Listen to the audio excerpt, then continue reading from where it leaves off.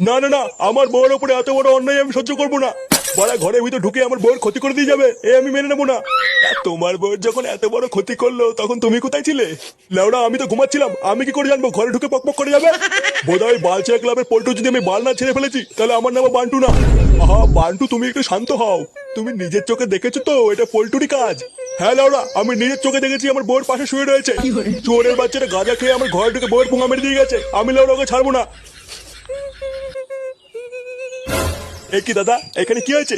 বাড়া ওই পাড়ার বালচা ক্লাবের পল্টু কানকির ছেলেটা গাঁজা খেয়ে কাল রাতে আমার ঘরে ঢুকে বউর সাথে পক পক করে গেছে। না না, আমরা এর একটা বিহিত চাই।